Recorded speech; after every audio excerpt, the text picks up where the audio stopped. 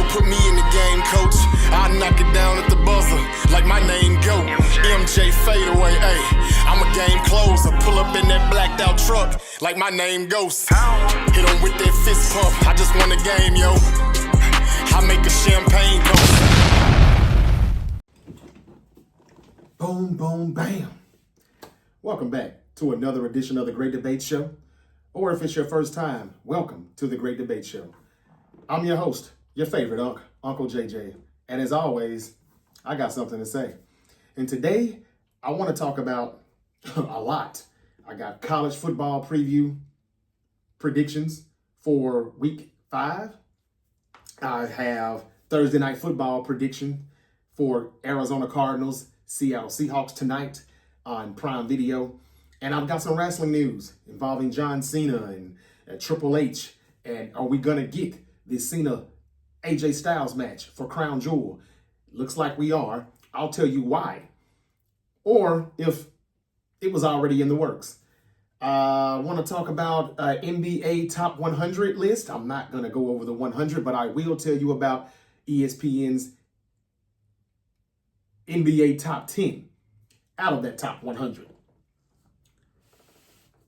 Let's get to it because it's a lot, like I said, a lot of college football games. But first, I forgot to tell you all a few days ago, Tuesday, there was no content on Wednesday, but Tuesday I was here and I forgot to mention CJ Gardner-Johnson was released by the Houston Texans. The Houston Texans gave up a little draft capital, if I'm not mistaken, to acquire him from the Philadelphia Eagles last season, during the offseason. And they just recently did something to his contract. They kind of restructured it, gave him a little raise, and then they released him. That says a lot. There are reports that he was very upset or disappointed with his role in Houston so far. Now they only played 3 games in 3 weeks, but he wanted to be blitzing more. Things that he did in Philadelphia. I really can't say anything else further on that situation, but he is released just like that. And most people think that he will be a Philadelphia Eagle in no time. It would have been very, very funny if he had became a Philadelphia Eagle this week, just like that, because he just played Baker Mayfield last week with the Houston Texans and they lost in a close one. It got a little chippy between those two, as it always has. And it would be crazy if he was in Philadelphia already for this week because the Eagles play Baker Mayfield and the Buccaneers on Sunday. A team that the Eagles have struggled with the past few times that they played. Either way, let's see where CJ Gardner-Johnson lands. It'll probably be the Eagles. Robert Saleh could use him, if you want to be real, as far as like the blitzing, things that he wanted to do more in Houston. I'm surprised DeMeco Ryan didn't find a way to, fit him into that defense. It's supposed to be top 5. It hasn't really mattered as bad as the offense has been so far this season. But let's see where Gardner-Johnson lands. He's a free agent to sign wherever he wants. And if he was released, not even waived, so he didn't have to clear waivers or anything. We'll see how that turns out, but I won't be surprised if he's an Eagle. I would love for him to be a 49er, even though I know he's not a defensive end, but as far as just edge rushing, we could use him a lot in the box. Jason Pinnock was supposed to be used that same way Gardner-Johnson is usually used in Philadelphia. I'm surprised that they haven't done that more. Maybe Saleh's waiting until Malik Mustafa returns. And I haven't heard word on when he'll return for the 49ers either. Anyway, let's get to some wrestling news for a minute. I want to wrap this up because it's not as much as the rest of the news that I have in college football and NFL. Okay, John Cena had tweeted on Tuesday saying, "I do not choose my opponents, but I, even through tough times, always listen to the fans." He added AJ Styles, or mentioned AJ Styles on X. All this happened on X Tuesday. He said, "AJ Styles, are you listening? Better yet, Triple H, are you listening? Hashtag Cena versus Styles." And we ended up getting, a little bit later in that day, Triple H tweeting, "Cena, Styles, Crown Jewel. It's official." Now, some people say that John Cena had to kind of force Triple H into making that match. Some people would say that Cena is already unhappy and, not satisfied with the way Triple H has been booking him during his retirement tour. I would say that it's probably true. I would say that if you look at the booking with the Brock Lesnar coming back and Cena letting you know that, hey, that was not me, even though Triple H said that Cena, has earned the right to, pretty much handpick his opponents or whatever. He's earned that privilege. And Cena said he's not doing that, though. He never has. For 25 years, he only plays the hand that he's been dealt. Cena has really, on numerous times, reminded us that that's a lie without just saying Triple H is lying. He's exposed them pretty often here. And I think that there may be some heat between these two. I've said that before. I stand on it. But they do say, according to Fightful Select, take this with a grain of salt, that this had already been in the works. Styles and Cena. Maybe that's the reason why Cena tweeted this stuff. I'm not sure. But the Brock Lesnar stuff wasn't planned like that. He didn't know that is what was going to happen. So I don't know. We'll see. But anyway, people wanted Cena Styles. You're going to get it. For me, yeah, I guess this is all right. I mean, I wouldn't have made a big deal about it. But seeing that AJ Styles is still a phenomenal wrestler, even at his age, and he deserves a retirement tour as well, because he still has it. He still has enough gas in the tank, more than Cena has had. And I think Cena just needed one match. AJ Styles, he probably should have had the tour, but we know he's not Cena, whatever the hell that means. Household name-wise, merch selling and all of that stuff, Make-A-Wish Foundation. We know he's not the same dude on that same level. But when it comes to just wrestling in the ring, he's one of the best still at it. And he runs circles around Cena. So because of that, this probably will be a good match. But it didn't matter to me if we saw it or not. But I just wanted to just put that out there. We are getting Cena and Styles for Crown Jewel. And I told you all about the picture. The photo was up for Crown Jewel. And Roman Reigns is at the top of that list. I mean, on the picture, he's at the top of that picture with all of the other superstars. So we're going to have to see Roman Reigns at some point here on this short build to Crown Jewel, which is like October 11th, October 12th, somewhere around there. And, or October 13th, October 11th, 12th or 13th, somewhere like that. It's coming up and it's 3 weeks away. But Roman Reigns will not be at this week's SmackDown. So, got to wait a little bit longer to see him. I'm not even sure if he'll be on SmackDown. He may appear on Raw. I'm not sure. But then again, the Bron Browns have been on Raw and SmackDown back and forth here lately. So, I don't know. But I would think that he's going to probably have Braun Breaker as his next opponent. I think. Anyway, AJ Styles had responded by saying, I heard them loud and clear. Let's do it. I'm ready. And that was his response to Cena. And later on, Triple H said it was official. I think the report that came out and said this was in the works is just Triple H saying, hey, tell him I already had this plan. Are you ready? Are you not entertained? I'm the game. I know what I'm doing. And he probably didn't. This is probably Cena exposing him and forcing this match before he screws up his retirement tour any worse. He's only got about 4 dates left. This is one of them. Okay. Let's see what else I have here. Cena and Styles is on for Crown Jewel. That was really fast. Triple H announced it. That is October 11th. That's Crown Jewel, October 11th. In other wrestling news, if I can hurry up and get to that, I thought that was something else. WrestleMania 42 tickets prices are ridiculous. I mean, Section A1 on the floor is right under $9,000. Section B on the floor, right under $4,000. And the nosebleeds in the 400 section is still right under $900. This is for the 2-night event of WrestleMania 42. I think that's for both nights. Yes, it is. But still, a lot of damn money. I don't care if it was for a week. Sad, sad, sad. I definitely will not be making any of those purchases. And I think that we all need to stop doing that. I mean, like, seriously. It should be about value over brand. And if you're not getting what you think your money is worth, you should not be going. I think all of us should be coming up with some type of petition or something. And we should be saying, hey, y'all, let's stop going to these events. Even if you can afford it, don't go. It only makes TKO say, hey, they're paying for it, so why not keep raising the price? At some point, you have to draw the line in the sand.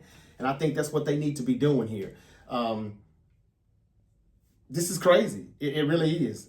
Just go wherever your time, attention, and more importantly, your money is valued. And I don't think that your money is valued on this stuff right now that they're doing, that they're putting together. We complain about these tickets and then we still buy them and go anyway. Stop purchasing these tickets to send a message to the WWE and to TKO. Stop doing it. You just got to stop. Then they'll drop the prices. Otherwise, they're going to keep raising them. That's just my 2 cents. Let's see here. Fightful Select reported that Piper Niven is out with an undisclosed injury. I think we had reported that previously, but I guess they wrote we didn't hear what the specific injury was, just that they don't know how bad it is at this point. Brian Alvarez said that all of that is true, but I can also tell you there's concern that it could be career ending. So whatever it is, I mean, it's serious. Hopefully she can come back, but she is out due to injury. Bad news for Piper Niven. Thoughts and prayers to her. We hope she gets better. And if it is the end of her career, it sucks. But that's the reason why I still call this a sport. Because things like this can happen, whatever that injury may be, to where they can't wrestle anymore. I mean, Edge's career was cut short for like 9-10 years. And we didn't think we'd ever see him again due to a neck injury that he sustained in all of that in-ring work over the years, all that wear and tear. Okay. What else do I have? I think that's it. I told you about what happened at the Scotiabank Arena in Toronto, where a few fans in AEW, a few AEW fans have kind of blew the whistle, and they've put it out there. People don't know if it's true or not, but allegedly they were asked, about 15 AEW fans were asked to move from one area to another section to get in front of the hard cam because that hard cam area was showing some empty seats. Those empty seats were said to be purchased by WWE or TKO, and they wanted it to look like, hey, nobody's coming to see y'all. Look at this. Look at all those empty seats in the front. And so they moved people around. Those tickets, if allegedly were purchased by WWE, that's the case. It could be AEW, who wants to make it look like, damn, nobody bought these tickets for real. We're going to get you all to slide over there. It's your lucky day. You get to get some seats that you really didn't pay for. But I don't know. With WWE counter-programming their shows and everything here lately, this sounds like this is right up the WWE's alley. They're doing everything that Eric Bischoff was doing at WCW to WWE. That came back and hurt the WCW eventually. I wonder is that going to happen to the WWE? I know they're the big dogs, but hey. And if you ever thought about investing in stock, how about doing it in the TKO stock? I mean, seriously, they go up every time I look at it. 202.29 right now in USD. That's 2.62 plus 2.62, and that's up 1.31% today. The TKO stock just continues to go up, trying to get out of that $3 billion of debt. I think they're already out of it. All right. There was do I have any more wrestling news?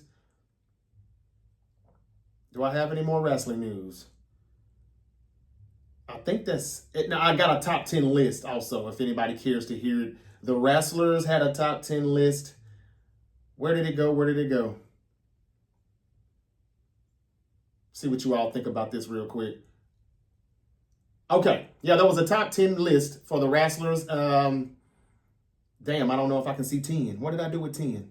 I could have sworn I had all of them up. Okay, here we go. Number 10, Will Ospreay. This is the 35th annual for PW Insider 500.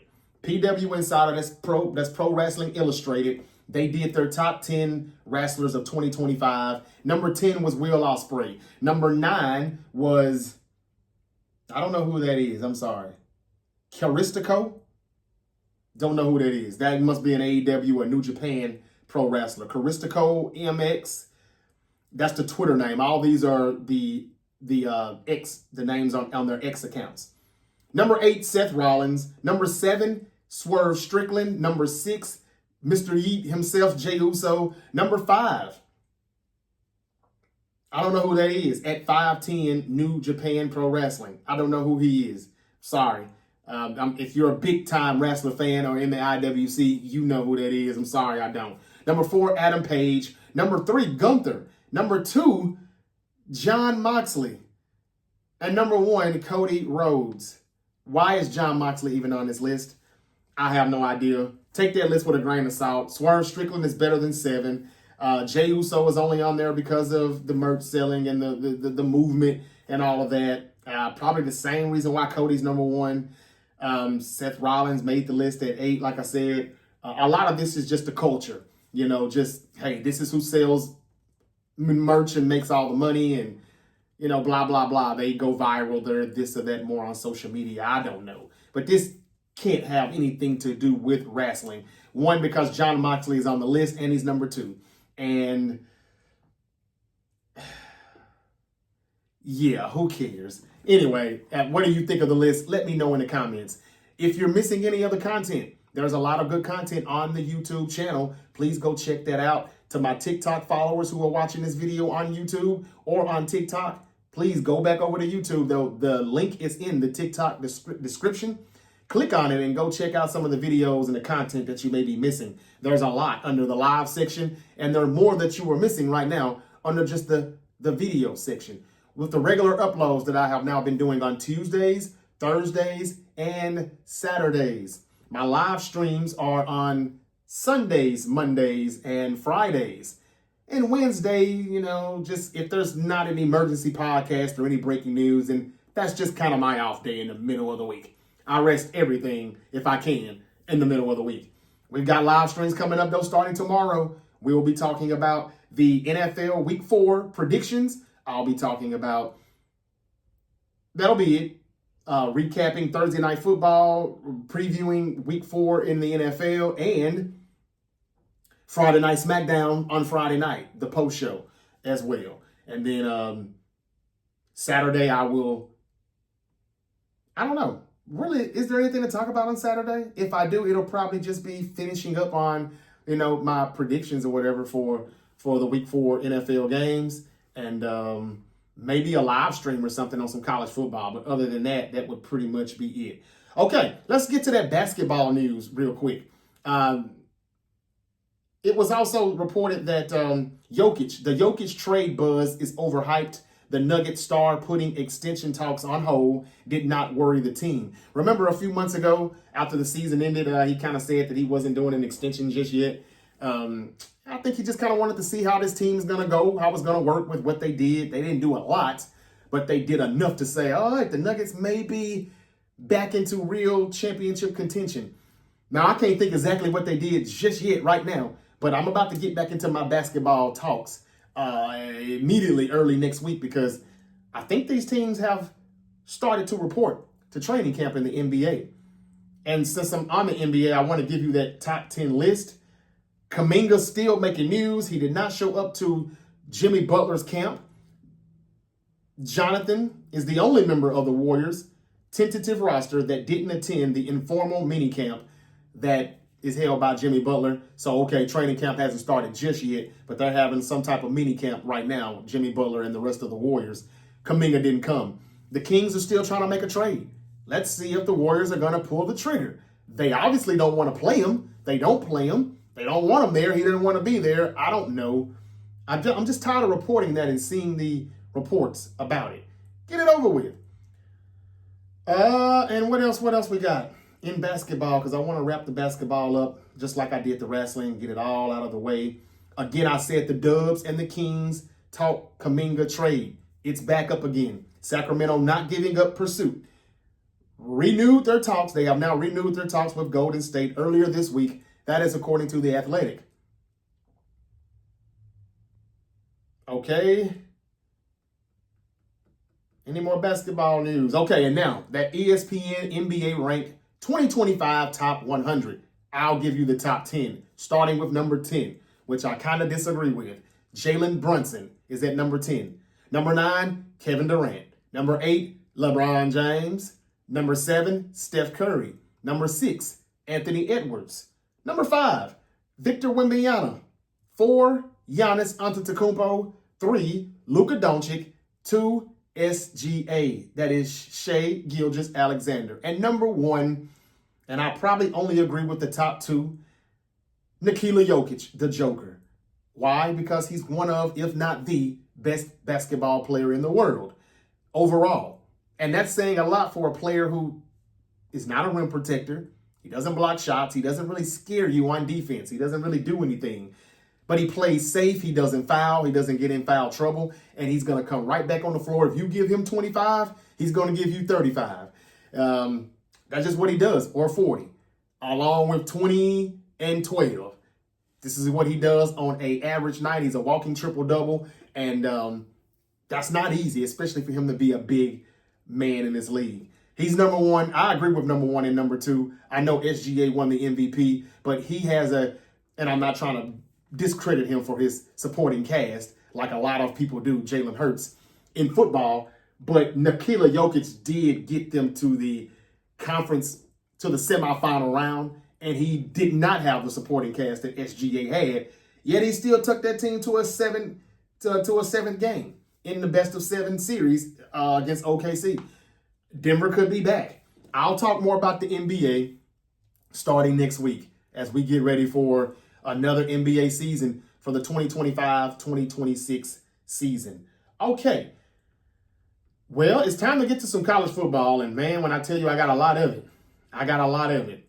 Let's go ahead and get to it. If there was any more wrestling news that I left out on, it was Brock Lesnar's potential WWE opponent for WrestleMania 42. It's kind of been revealed. According to Body Slam and I think the Wrestling Observer, it could be Brock versus Braun Breaker. Now, is he still going to be a part of the Vision by then? I don't know. Is Brock Lesnar going to be a part of the Vision? I don't know. I could see this whole thing splitting up by WrestleMania. Paul Heyman going to Brock Lesnar's side again where he rightfully belongs if it's not going to be in Roman's corner. Basically, because Brock needs Paul Heyman, Seth Rollins doesn't. We also expect for Braun Breaker to break away from this group too and get away from Seth Rollins. Some thought that it would be Paul Heyman siding with Braun Breaker. But how can you do that now if Brock Lesnar is back? Another reason why I don't get him coming back, and he probably shouldn't be back. But they're saying Braun Breaker, Brock Lesnar for WrestleMania 42. That could be it. A lot of people thought it would be Roman and Braun Breaker. But I think Roman and Braun Breaker happens at Crown Jewel maybe. And then they'll finish it all up at Survivor Series War Games. And then I think Roman has to move on to maybe Seth Rollins and end that. We'll see. They've got to finish Seth and Punk and then Seth and Roman by WrestleMania. And I think that's exactly when it'll come to an end. But what I don't like about Triple H's slow cook is that it took you a whole damn 365 days to do that. Because those three were in the triple threat match at WrestleMania 41. And it's going to be 42 before all of that comes to a head. Okay, and was there anything else I left out? I don't think so. I told you Roman Reigns' status for this week's SmackDown has been delayed. He won't be there. He will be finishing the Street Fighters movie. I'm told tomorrow will be the last day. Today or tomorrow. I actually thought it was yesterday. But either way, he won't be on SmackDown this week. Maybe next week or Monday Night Raw, as early as Monday Night Raw. Coming up on Monday. We'll see. Okay, that's pretty much it with the wrestling. I gave you the NBA list, and Kuminga may get traded to the Kings. Finally, we'll see.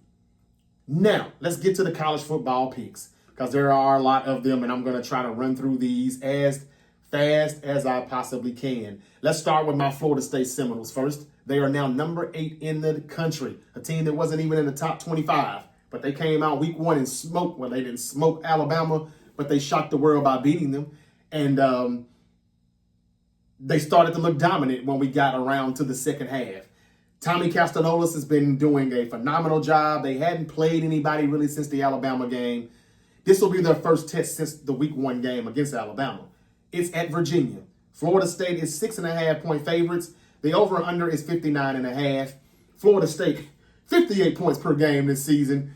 Again, I know this is like against Kent States and teams like that, but nonetheless, they are good offensively and they're better defensively than people give them credit for. So, on the road against Virginia, they probably won't put up 70 points or 63 points like they've been doing here lately, but I still think they get the win. It would be a devastating loss if they did lose after getting back into the top 10 for the first time in a long time. I think my Seminoles can pull out this win. This game is tomorrow on a Friday at 7 o'clock p.m. Eastern. Give me Florida State for the win. And I think that they still cover that 6.5. 58 points per game this season is the most in the FBS. All right. Number 24, TCU at Arizona State. Now, y'all know how I feel about some of these teams that are just barely in the top 25, and they're on the road against a pretty good team that probably are this close to, getting into the top 25. Arizona State is actually favored here at home, even though they're supposed to be the underdog, but they're favored 2.5. Over under 55.5. I actually think TCU could slip up and lose this game on the road. I'm taking Arizona State just like Vegas and whoever else is. Give me Arizona State, and they probably will win by a field goal. That's what I'm going to take.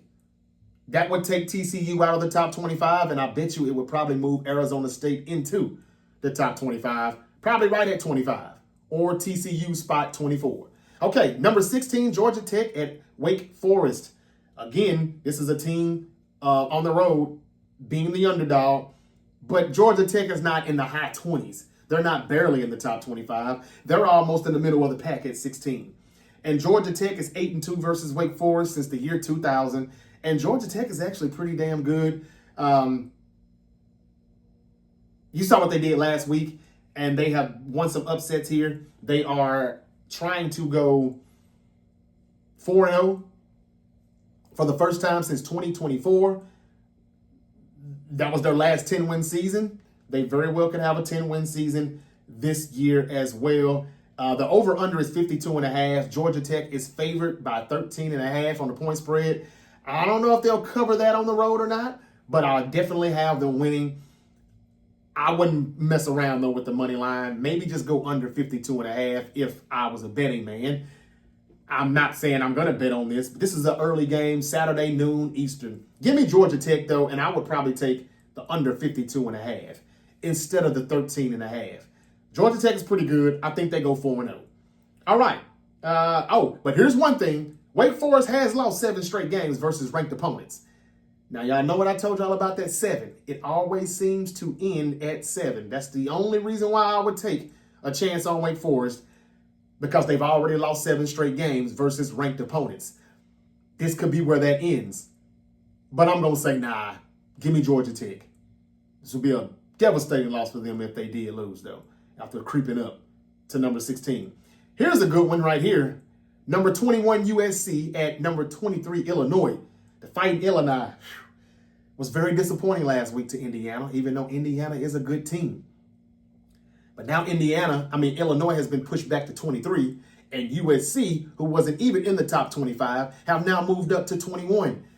And y'all, I got to tell y'all, Jordan Maeva, I hope I didn't botch his name. Jordan Maeva is playing really good football compared to the way he looked last season. He's made a completely 180. This is the 4th meeting between these teams ranked. The other 3 times was 1985, 1989, and the year 2007. USC is 6.5-point favorites on the road. And I just think Illinois, I don't know. It's going to be hard for them to come back after the beating that they took. They took a few haymakers and got knocked down. And this is going to be kind of like them getting back up staggering. And you know that they kind of want their corner to throw the towel in. They're hoping that the ref just stops it. But they got to fight until the ref stops it. I think UFC will put them back down again. And I think USC is on their, while Illinois is moving back in the top 25, they're on their way out of it probably.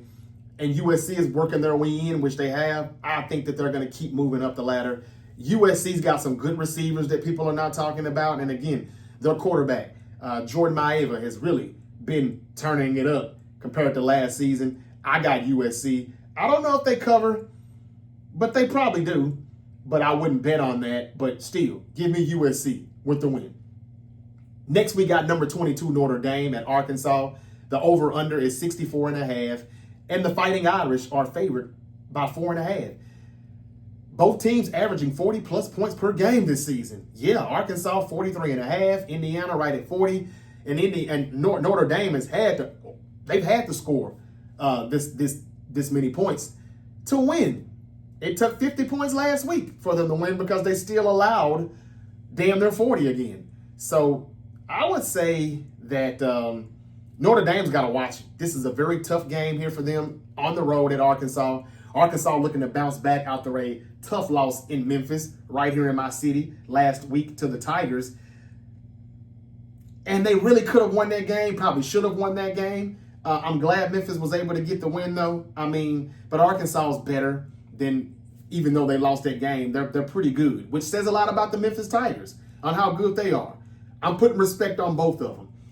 I think Notre Dame loses this game. Again, I told you how I am about teams that are in the high 20s in the top 25 ranking being on the road against a team that's not that bad. Arkansas could probably get back in the top 25 with a win here. I'm going Arkansas, or at least if I was betting, I would probably go Arkansas plus 4.5. But I don't think I would pick Notre Dame to outright win that game. Notre Dame has also, as again I said, both of these teams are averaging the most points this season. But Notre Dame is also, as I just mentioned, they've also allowed more points. The most points allowed, 98 points through 3 games. It's the most since 2007. I can't do it. If anything, I'll go over 64.5 because both of these teams can score and Notre Dame definitely is going to allow points. So it sounds like it should go 64.5. This game is in Arkansas. I would probably go with the over 64.5 if I were you. But I also think Arkansas can pull off the upset, and that may be the bigger plus. It will be the bigger plus. Give me Arkansas, but if I had to bet, I would go 64.5 to be safe, over 64.5.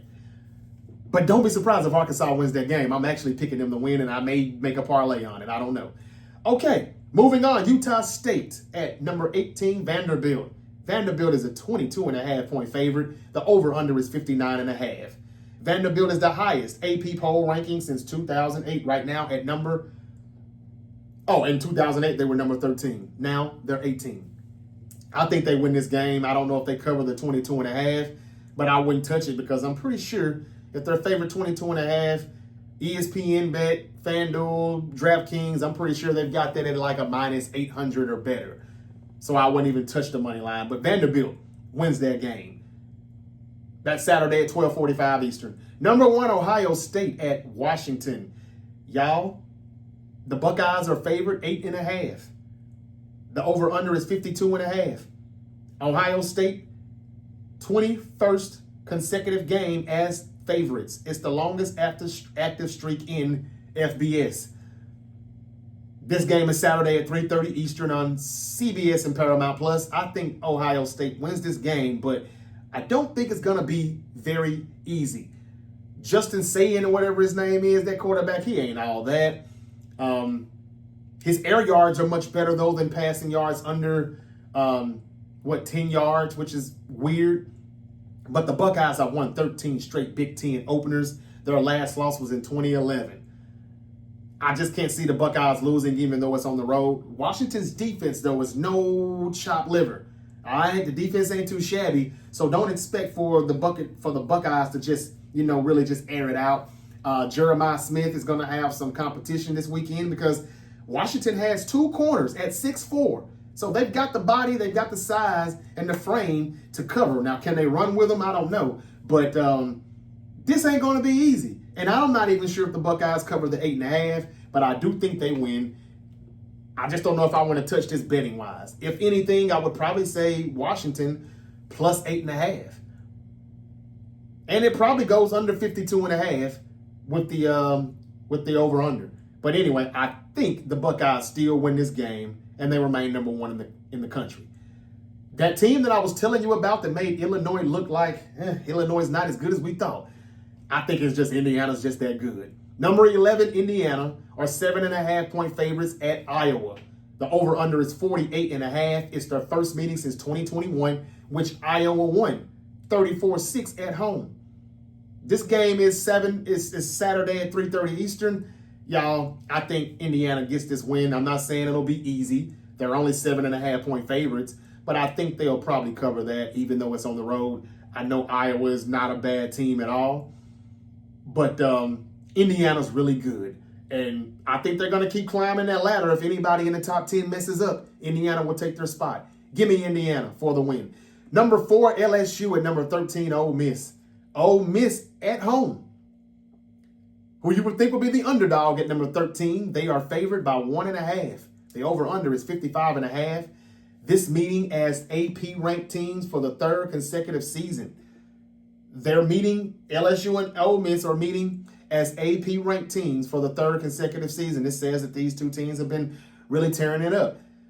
Now, y'all know I've been highly critical of Brian Kelly. I really have. And I think Brian Kelly is overrated, one of the most in college football history.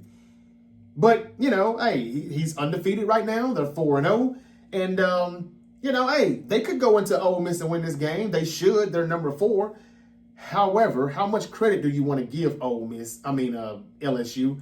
Now, after looking at Florida and Clemson, all right, they went into Death Valley and beat Clemson 17-10, barely, but they won. They dominated, actually. Then they had a touchdown taken away from them, but they still won by 7. We thought that was very impressive at the time, but how impressive is it now? They also beat Louisiana Tech. They beat Florida. They killed Southeastern Louisiana, and now they come into Oxford, Mississippi, about 90 minutes away from where I am right now. Y'all, I don't know. Take that with a grain of salt. Florida has not been as good as we thought. They're okay. And Clemson, they don't look good at all right now, and people are calling for Dabo Swinney's head. So maybe LSU isn't as good as we think. I don't know. We'll see. But I think the biggest thing about this game is the Ole Miss quarterbacks this season. Simmons got hurt, the young guy that had a lot of hype around him, and then he didn't look really as good as the hype was around him. And then Chambliss came in and he started playing. And well, this guy, he's what is he, like 23? He's more seasoned, he's more polished. He has, a little bit more. What I'm trying to say. He's played more. He has more experience. And so if you look at the comparisons with completion percentage, Simmons was 60.7 and Chambliss is now 67.7. The passing yards, Simmons 580, Chambliss 719. Yards per attempt, 10.4 to Chambliss 11.6. Total touchdowns, one has 5, Chambliss has 6. But the difference is Simmons had 4 touchdowns and 4 interceptions. Chambliss has 4 touchdowns, 0 interceptions. So he's not turning the ball over. Again, he's more seasoned, he's polished, and it's almost like, hey, the rookie got hurt, and now we're bringing in the veteran backup. That's what this kind of looks like. I think he's ready for the moment. I think he can pull off the upset, and so does Vegas. They're 1.5-point favorites. Brian Kelly, I think this is the game where I get to talk my shit again about him. I can see LSU losing this game, falling out of the top 5. Some people think that they shouldn't even still be in it based off who they beaten. But we'll see. I think they lose this game at number 13.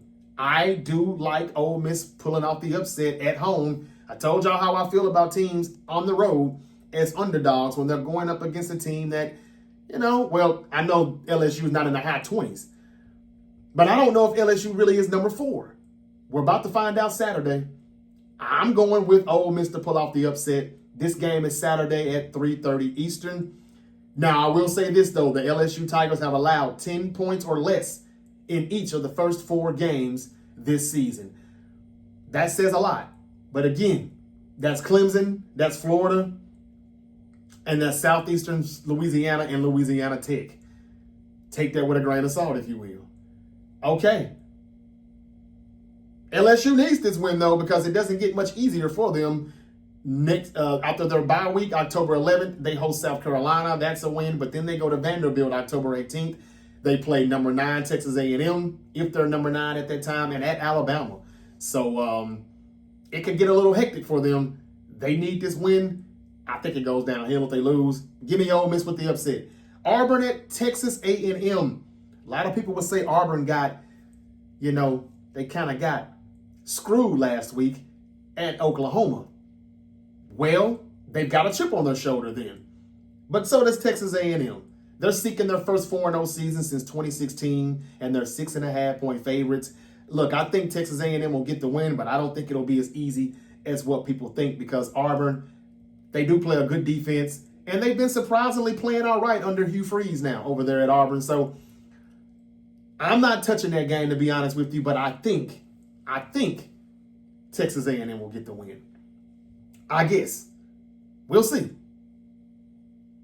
Okay, Tennessee at Mississippi State. Mississippi State they've been looking pretty good in my opinion. But this is finally a game that they will get a lot of credit for if they could get the win, because most would say they haven't beat anybody. Well, Tennessee is number 15, Mississippi State not ranked in the top 25. Tennessee has won 8 of the last 10 matchups. Mississippi State last won in 2012. It's a long time ago. Again, if the team is in the high 20s going on the road against a team that I think is working their way back into the top 25, I would go with that home team as the underdog. But I don't know if I want to go with Mississippi State even at home here, because Tennessee is 15, not 23, not 24. Tennessee really had Georgia beat, even though they didn't beat them. So they're better than what the number looks. I would say that they win, but look for Mississippi State to put up a good fight. The over-under is 62.5, so they expect some scoring to go on here too. I would love to see the Bulldogs win this game, but I doubt it. Tennessee is only favored by 7.5, and I wouldn't be surprised if they didn't cover. Tennessee probably wins by a touchdown. That's what that and a half is for. I would love to put money on Mississippi State, but I probably wouldn't take that chance.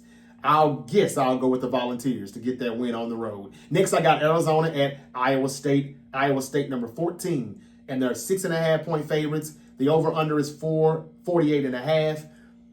Iowa State is 8-2. Yeah, 8-2 against the spread in the last 10 games following and against the spread loss, which was last week. I think Iowa State wins this game. I don't know if they cover or not, but I'll take Iowa State. I don't know much about Arizona to take too much time on it. Oregon and Penn State. This is a big one right here, in my opinion. Number 6, Oregon, coming to Penn State. Now, Brian Kelly is one coach that I'm very, very, very highly critical of. The other one is James Franklin. Why? Because I just hear so much praise about both of these coaches, and their teams are never in the college football playoffs. They're never in the national championship game. And I need both of them to at least get to the playoffs this year. While I think neither one of them probably will, especially if LSU drops the ball in Oxford, Mississippi, Saturday, Penn State are number 3. Most people don't think they should be. Offensively, they haven't really done a lot. They haven't been that impressive to be a top 3 team. Some would say they're the least impressive. So I'm going to say that this is going to be really tough for Penn State. And I don't know who wins. Oregon defeated Penn State now last year in the Big Ten Championship, 45-37. Do they do it again? I don't know. This is a primetime game, Saturday night, 7:30 Eastern. Probably ESPN or ABC, I'm not sure. But, yeah. I kind of want to say Oregon's going to win this game, y'all. Again, I'm highly critical of James Franklin. Not that he's not good, but they just don't do what they need to do when it's time to do it. So I don't know, man. Right now, opponents per game, both of the defenses are good. Oregon allowing 9.3. Penn State even better, allowing 5.7. The yards, 120 for Oregon, 123 yards per game allowed by Penn State. Rushing yards, Oregon 108.8, Penn State 100. Sacks, 7 for the Ducks, 9 for the Nittany Lions. Takeaways, 5 for Oregon, 7 for Penn State. So both defenses are good. Oregon has 0 pass touchdowns allowed. That's the best among FBS programs. And Penn State has 0 rushing touchdowns allowed. This is going to be a defensive game. I'm not betting on who's winning. I think I'll just take the under on the 52.5. But I don't know how to pick this, man. But I kind of think Oregon will beat them again, even though it is on the road. Penn State is favored 3.5. I don't know if they cover it, but maybe they do get the win. I would just go under 52.5. Okay, Alabama at Georgia. This is kind of the game right here. When we talk about SEC, it's definitely their SEC game of the week. Alabama at Georgia, I would say number 17, Alabama, at number 5, Georgia. Georgia is 2.5-point favorites, but keep in mind, y'all, Kirby Smart, he's damn near trash against Alabama. And even without Nick Saban, he struggles to beat them. Alabama has won 9 of the past 10 meetings. And the only loss that they had in that span was that 2022 college football title game. The college football playoff, the title game where, Georgia won. And they went on to win 2 straight. But they didn't get the 3 like I was hoping for. And Alabama usually is always the one who messes that up. Just like Brock Lesnar messing up John Cena's retirement tour, this is kind of what Alabama does to Georgia. I don't know, y'all. Alabama has played much better since my Florida State Seminoles got in their asses. Ryan, what's his name? Ryan has started to step up, Tim Ryan. He didn't show up against my Seminoles, but he's been showing up ever since. The running game has gotten back off to a good start. The quarterback is playing better. Georgia better watch out. I'm not saying that they're going to upset Georgia, but they better watch out. Alabama defeated Georgia 41-34 at home last season. Georgia has 33 straight home wins, though. That's an all-time SEC record. And Alabama, again, as I said, has won 9 of the last 10. And that only loss was that 2022 championship game. Y'all, I don't know. This is a toss-up for real. Georgia trying to stay undefeated at 3-0. Alabama can't afford to lose another one and go 2-2. But I won't be surprised if Alabama pulls it off. The only reason why Georgia's favored, I think, is because they're at home. And 33 straight home wins is phenomenal. But that's a lot of threes. Could that 33 end? I ain't touching that game, y'all. I guess Georgia wins, but I kind of want to go with Alabama here. And y'all know I hate Alabama. But really, I just hated Nick Saban. Massachusetts at Missouri. I'm going to leave that alone. I don't really want to even pick it. I guess Georgia wins, but that 33 kind of makes me wonder. I wouldn't be surprised if Alabama pulls out the upset. UMass at Mizzou. Mizzou is number 20, and they are favored to win 44.5. Woo! Guys, that means they got to win by at least 45. Man, take the plus 44.5 if you can. Over under is 56.5, but you think they're going to beat them by 45 or more? That means you're saying UMass is not going to score any more than, 9 points? Mizzou is 10-1 against the spread in the last 11 non-conference games, though. So maybe they do beat them by 50. I don't know. I usually don't like to pick a team to cover that high. Mizzou is number 20, and they are at home. UMass is not ranked. Missouri wins. I'll just leave it at that. BYU, number 25 at Colorado. That's my last one. Over under 47.5, and BYU favored to win by 6.5. Look, I think Colorado will come out hot, lit, at home, Saturday night, prime time, ESPN or whatever it'll be on. This game is for like 10:15 Eastern. BYU beat Colorado 36-14 last year in the 2024 Alamo Bowl. They'll probably beat them again, but again, this is one of those high teams in the high 20s going on the road against a team that ain't that far from the top 25. But then again, Colorado may not be that close to the top 25. I think Colorado plays them much tougher, and I think this is a game, but BYU will probably still get away from them like most of Colorado opponents do when we get to the second half. I'll take BYU, I guess, but man, this will be an impressive win for Coach Prime and his Colorado Buffaloes if they could get this win. It looks like their quarterback is actually going to be all right and work out. It didn't look like we really knew if they had a quarterback at first, but he may be all right. And they want to get some get back. I know they want their lick back from that Alamo Bowl loss. Man, when it comes down to Saturday and we bet, I probably would go ahead and pick Colorado on that plus. And 6.5 is a little high. I'll do plus 6.5 Colorado. All right, that's all I got for the college football. I know that was a lot, and that did take longer than I expected, but I thought I would give you a good breakdown and analysis to the best of my abilities. I'm no college football expert, but yeah, that's pretty much it. D'Amico Ryan made a statement saying that the release, the C.J. Gardner-Johnson release, was his call. The Texans head coach says decision to move on from DB was best for our team. Interesting. And again, I told you that he was complaining about, some things with his play, with the play calling and how, he was being used.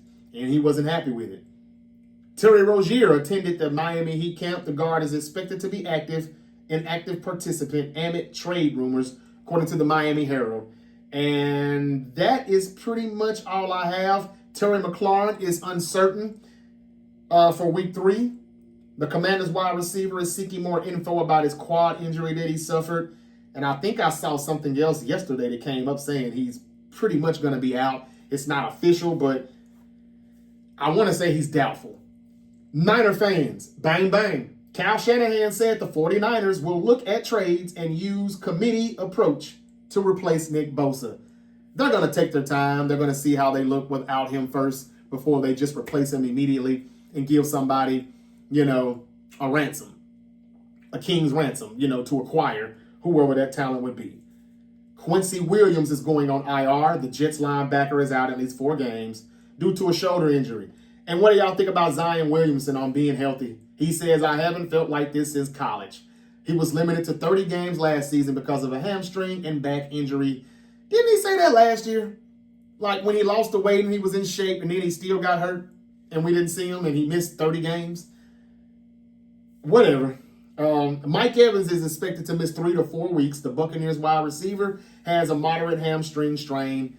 This seems to happen with him every year. He always misses a couple of games, and he still can get 1,000 receiving yards. And Baker Mayfield still, keeps them in playoff contention. They still win the NFC South. This is why I say put some respect on Baker's name. They played the Philadelphia Eagles, I think, in Philly this weekend, and it'll be interesting to see how he favors without Mike Evans. Y'all, what y'all think about Zion Williamson? Do you think he's going to ball out this year? Do you think Joe Dumars, now that he's in the front office for the New Orleans Pelicans, they're finally going to get the most out of him, what they've been hoping to get from him since they drafted him in 2019? We will see. In other news, the Jets made a trade for the Titans cornerback, Jarvis Brownlee. Hey, that's my name. Jarvis Brownlee headed to New York in exchange for 2026 late-round pick swaps. That's according to Jordan Schultz. And again, when the Texans released C.J. Gardner-Johnson, it was after friction behind the scenes with him complaining about his role, wanting to blitz more per league sources, and even communicating that he wanted to be traded. It didn't work out for him here. M.J. Stewart is the next man up expected. That was according from NFL Network's Aaron Wilson. And again, I just told you what DeMeco Ryan said. He said it was his decision and he thought it was best for the team. So he was already demanding to get out of there and complaining about his role and wanting to blitz more. You can blitz more in San Francisco. That's what we're going to have to do more without Bosa. And it's crazy because just 3 weeks ago, the Texans converted $6.58 million of C.J. Gardner-Johnson's salary into a signing bonus. They clearly had legitimate plans for the player in their secondary. Things changed in a hurry. That was tweeted from Phil Yates yesterday on X. Breaking news in college football was Oklahoma quarterback John Mateer to undergo hand surgery, and expectation is he will return at some point this season. Ouch. Jason Tatum hints at his return for 2025-2026. The Celtics star Achilles injury made it clear yesterday on NBA The Jump that he hasn't ruled out playing this season. I don't know when that would be, but he said he has a date circled on when he plans on coming back. It'll be a home game in Boston, but he didn't give that date. It would have to be somewhere near toward the end of the season. I don't think he could come back before April, and the season ends in April. Who knows? Maybe he thinks he can come back in March. I did hear that he was ahead of schedule, but an Achilles tear is not like an ACL tear. Some players don't come back from them, and they're never the same as they were, versus an Achilles injury, an ACL injury or anything else.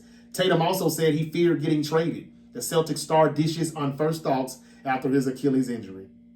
Okay, I think I am now done. I am. This has been the Great Debate Show with your favorite Uncle JJ. I will be back tomorrow to break down all of the NFL games in Week 4 and what else will I talk about? And then again, I'll be back on Friday night SmackDown. Then again, I may just do it all on Friday night. I don't know. But if you subscribe and follow, you will see me pop up when I pop up. Tonight, Cardinals, Seahawks. Or should I say Seahawks and Cardinals? Give me the Cardinals after that tough, devastating loss at Levi Stadium to my 49ers. I think they need this win, and I think they'll be desperate. Now, they do have to do it without James Conner, who had ankle surgery, and his season is over. But the Seahawks scoring 40-something points, putting up a 40-burger at home against the Saints. Usually when a team does that good, coming off of a win, and they go on the road to play against a team coming off a loss, that team usually gets back in the win column and the team that won to lose. So I'm going to say that's how it's going to go. This is going to be a defensive battle. Whatever the over-under is, you may want to go under. And both teams have good defensive lines and whatnot. So it's going to be a good game, a good defensive game probably. Let's see how Sam Darnold looks against the Cardinals. He didn't look good against the 49ers week 1. And people said, told you. But then he looked better in Pittsburgh and he looked good at home against the Saints. Those teams are not that good, though. The Steelers are not good defensively, at least not yet. And the Saints just aren't really that good at all. But they did beat them a lot better than my team did. I'll give them credit for that. Let's see how they look against this Cardinal team. Okay? Now, I'm not saying that they won't beat them and blow them out. They may, once again, do something that we didn't do to an opponent that we still beat, but we barely beat. But we're doing this damn near single-handedly. We don't have all of our cards on deck. You know, we've got like a bunch of diamonds and hearts, and they may have more spades than we do. But still, let's see what happens. I'm going to say the Cardinals win. I mean, Marvin Harrison Jr., with all the drops he had last week, and I think maybe somebody else did as well, they just got to do better. Zay Jones, Marvin Harrison Jr., Kyler Murray. We're still trying to figure out if Kyler Murray really is that guy or not. I'm going to say, I don't know still. But I've got them like my 7th seed wild card team in the NFC, so I'm going to say they win because, well, I didn't pick the Seahawks to even make the playoffs. Can Darnold keep proving me wrong? We'll see. I'm this close to apologizing to Sam Darnold and Daniel Jones, even though I still think Shane Steichen and the way he's using those tight ends for security blankets for Daniel Jones is a lot of reason why they look good and a great offensive line. But this is why I have said before, coaching can outweigh talent at times. I knew Shane Steichen would be good, but we thought Daniel Jones was trash. He's not completely trash. I wouldn't say he's so good, he's an MVP front runner. I would say that it's more of he's better than what we thought, and he got away from the Giants, just like Saquon Barkley. If I get a few more weeks of this, though, I'm going to have to give my apologies to Daniel Jones and Sam Darnold because they really would show me that they are the next Baker Mayfield. You know, they are the next, some people are already saying Sam Darnold is Baker Mayfield, Jared Goff. You know, you underachieved, but now you're good over here. I'm willing to say that. I have no problem admitting my wrongs. It's just that, like, I was waiting on the Packers offense to show up against a good defense, which they still didn't do. I need to see Sam Darnold do this against a good defense. He didn't do it against my Niners, and they're not even as good as they're going to be. Let's see if he does this against the Cardinals, because I know for a fact the Cardinals, they got a good defense and a good defensive line. I don't know if Will Johnson will be there or not. We struggled, and he didn't even play. The rookie corner out of Michigan. If he comes back, let's see what Sam Darnold does. We'll see. All right. Give me the Cardinals tonight, though. That's probably going to be an upset because Seattle is probably favored. I'll take the Cardinals at home until we meet again. Y'all be safe out there. Peace. Had to cut, dog. I had some bras, let's go ride. That was 9-9. Me and my girls used to blow by. I stayed in the whole thighs. If it's beef, when I was in them streets, I was